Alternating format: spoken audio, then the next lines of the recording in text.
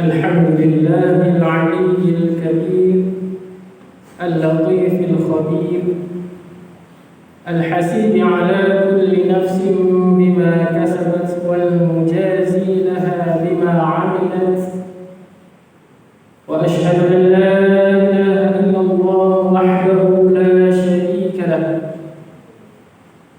ألا له الخلق والأمر تبارك الله رب العالمين وأشهد أن سيدنا محمدا عبده ورسوله بعثه شاهدا ومبشرا ونذيرا وداعيا إلى الله بإذنه وسراجا منيرا اللهم صل وسلم على سيدنا محمد وعلى آله وأصحابه ومن تبعهم بإحسان إلى يوم الدين أما بعد فيا عباد الله اتقوا الله أوصيكم وإياي بتقوى الله فقد فاز المتقون أعوذ بالله من الشيطان الرجيم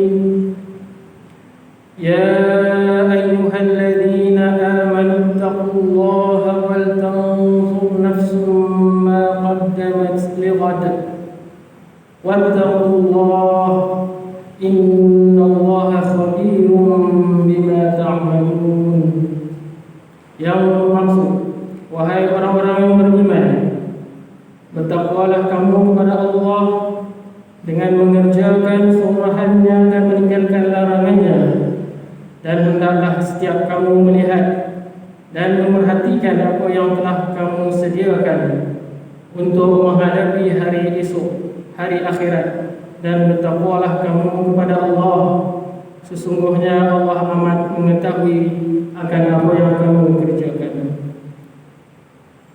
Saudara-saudaraku sidang Jumaat yang dikasihi, saya berpesan kepada diri saya dan tuan-tuan sekalian, marilah sama-sama bertakwa kepada Allah Subhanahu wa taala dengan kita mentaati segala titah perintahnya, dan dalam masa yang sama kita meninggalkan setiap larangan dan tegahannya. Mudah-mudahan kita beroleh kejayaan hidup di dunia dan lebih-lebih lagi di akhirat. Sidang Jumaat yang dikasihi sekalian,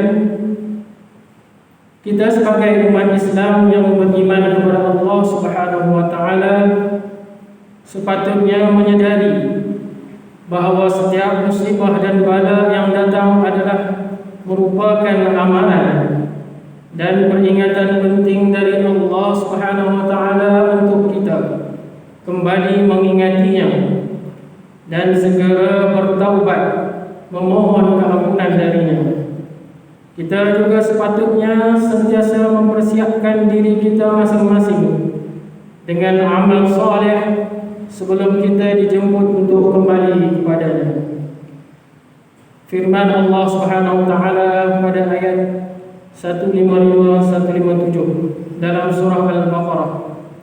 A'udzu billahi minasy syaithanir rajim. Wa lanabluwannakum bi syai'in minal khawfi wal ju' wa naqsin minal amwali wal anfusi wath thamarat wa basyyiris sabirin. Yang bermaksud, demi sesungguhnya kami akan menguji kamu dengan sedikit perasaan takut kepada musuh, dan dengan merasai kelaparan, dan dengan berlakunya kekurangan dari harta benda dan jiwa, serta kekurangan hasil tanaman. Dan berilah kabar gembira kepada orang-orang yang sabar. Allah Subhanahu wa taala pasti akan menguji kita semua dengan bermacam-macam bentuk ujian demi untuk membezakan antara kita siapakah yang taat kepadanya dan siapakah yang derhaka kepadanya, serta siapakah yang paling baik amalnya. Ini adalah janji Allah dan Allah sekali-kali tidak akan memungkiri janjinya. Ujian Allah datang dalam berbagai bentuk dan rupa. Antara bentuk ujian yang disebut oleh Allah Subhanahu wa taala pada ayat yang dibacakan tadi ialah yang pertama, ujian ketakutan. Seperti takut pada musuh dalam peperangan atau takut terhadap virus yang membawa penyakit, wabak berbahaya dan sebagainya. Yang kedua, ujian kelaparan, yaitu kekurangan makanan, minuman yang menyebabkan manusia berada dalam kesusahan. Yang ketiga, ujian kekurangan pada harta, yaitu seperti kerugian dalam perniagaan, kebakaran, kehilangan harta benda dan sebagainya. Yang keempat, ujian terhapus manusia, seperti berlaku banyak kematian manusia, sama ada melalui peperangan, wabak penyakit, kemalangan, pembunuhan dan sebagainya. Yang kelima, ujian kekurangan hasil buah-buahan, yaitu seperti berlaku musim kemarau yang panjang sehingga menyebabkan banyak tumbuh-tumbuhan yang mati, sehingga menjejaskan hasil penuaian, atau mungkin ribut taufan dan banjir yang memusnahkan segala hasil tanaman dan tumbuhan. Saudara-saudaraku sidang Jumaat yang dikasihi, ujian juga merupakan sebagai satu peringatan terhadap umat manusia untuk segera kembali mengingati dan menyerah diri kepada Allah Subhanahu wa taala.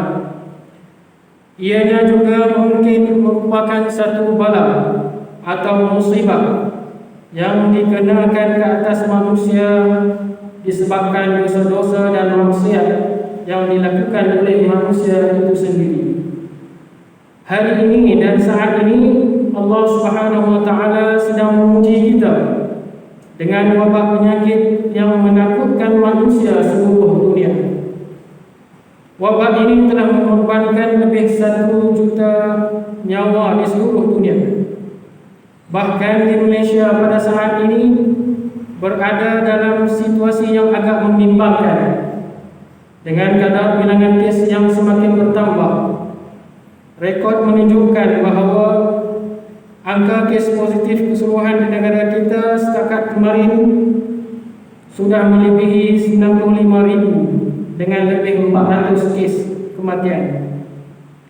Apa yang perlu kita lakukan selain daripada mematuhi SOP yang telah ditetapkan oleh pihak berwajib ialah segera meninggalkan dan menjauhi perbuatan dosa dan maksiat, serta memperbanyakkan mengajar keampunan dan doa kepada Allah Subhanahu wa taala agar dihindarkan kita serta diangkat segera musibah yang sedang melanda ini. Saudara-saudaraku sidang Jumaat yang dikasihi, dalam menghadapi ujian dan bala dari Allah Subhanahu wa taala, lebih-lebih lagi ujian sebegini, kita dapat melihat berbagai aksi dan tindakan manusia untuk melepaskan diri masing-masing dari ujian dan bala tersebut. Antaranya, yang pertama, ada yang segera ingat serta memohon keampunan darinya dan segera kembali kepada Allah Subhanahu wa taala dan memohon kepadanya agar dihindarkan dan diselamatkan daripada bala dan musibah yang ditimpakan ke atas mereka. Inilah yang sepatutnya kita lakukan. Yang kedua, ada juga kalangan mereka yang terus berputus asa dari rahmat Allah, hingga kadang-kadang mereka menyalahkan Allah serta mempertikaikan ketentuannya. Ini adalah bertentangan dengan ajaran dan perintah agama kita. Yang ketiga, ada juga kalangan manusia yang cuba melepaskan diri daripada bala ini dengan melakukan amalan-amalan syirik dan khurafat yang boleh merosakkan akidah. Yang keempat, Ada juga golongan yang terus-menerus melakukan maksiat dan dosa sekalipun dalam suasana dunia sedang dilanda bala dan musibah. Ini adalah satu musibah yang amat besar. Nu'man bin Bashir radhiyallahu anhu, salah seorang dari kalangan sahabat dari Nabi SAW, pernah berkata, satu kebinasaan apabila kamu terus melakukan perbuatan keji dan maksiat di saat bala dan musibah sedang menimpa ke atas kamu.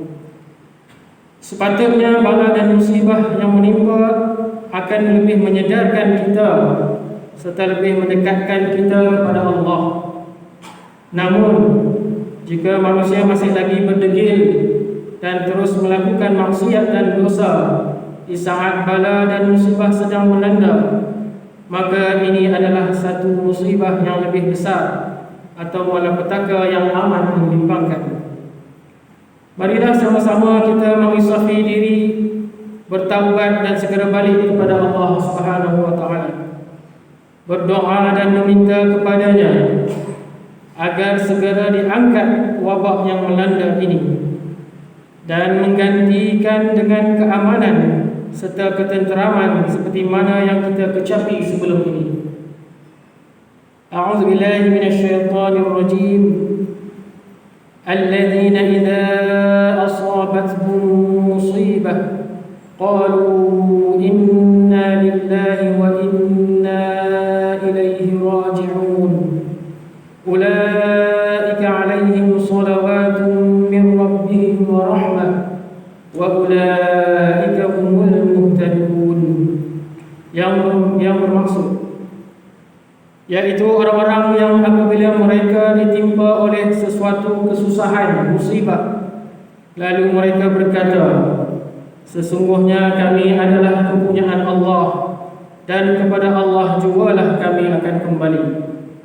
Mereka itu ialah orang-orang yang dilimpahi dengan berbagai-bagai kebaikan dari Tuhan mereka serta rahmatnya, dan mereka itulah orang-orang yang mendapat petunjuk hidayahnya. Barakallahu li wa lakum fil Qur'anil azim wa nafa'ani wa iyyakum bima fihi minal ayati wa dzikril hakim wa taqabbal minni wa minkum tilawatahu innahu huwas samiul alim. Aqulu qawli hadha wa astaghfirullahal azim li wa lakum wa lisairil muslimina wal muslimat wal mu'minina wal mu'minat فاستغفروه فيا فوز المستغفرين ويا نجاة التائبين.